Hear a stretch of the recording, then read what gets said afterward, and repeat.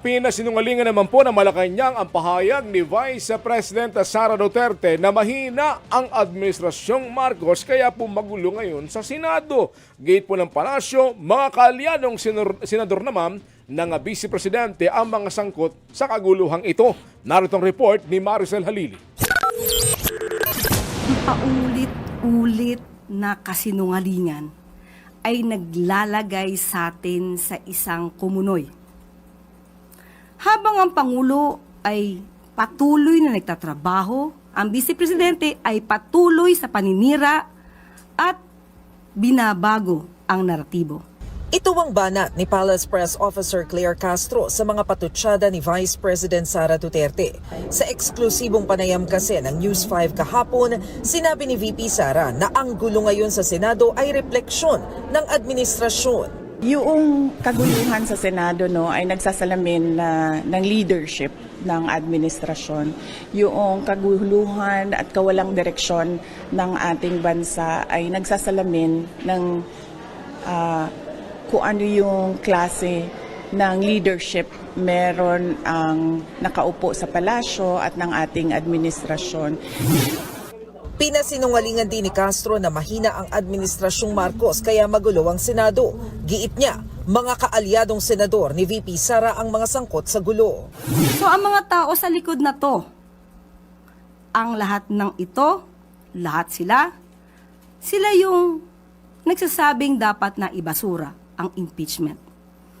Ito ay lahat para sa proteksyon ng Vice Presidente. So hindi totoo na patungkol daw sa kahinaan ng liderato sa administrasyon.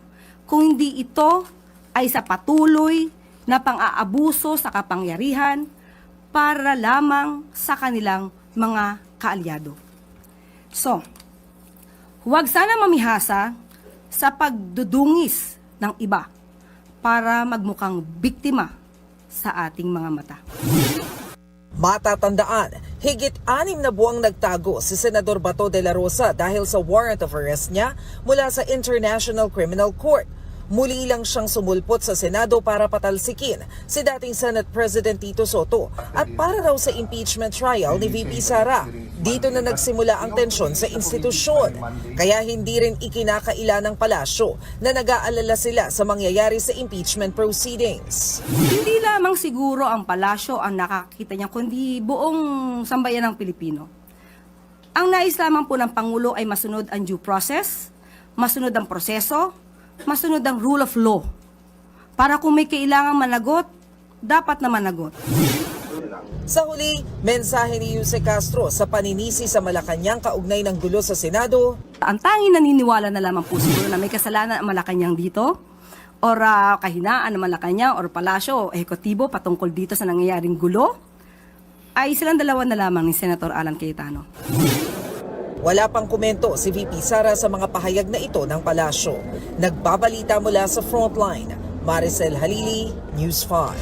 Mga kapatid, patuloy po kayong tumutok sa 105.9 at True FM para sa totoong balita, impormasyon, music and entertainment. Mag-subscribe po sa aming YouTube channel at podcast at sundan niyo po kami sa Facebook, Instagram, X at TikTok sa True Network PH. Bisitahin po ang aming website sa truefm.ph at panoorin din po kami sa True TV Channel 19.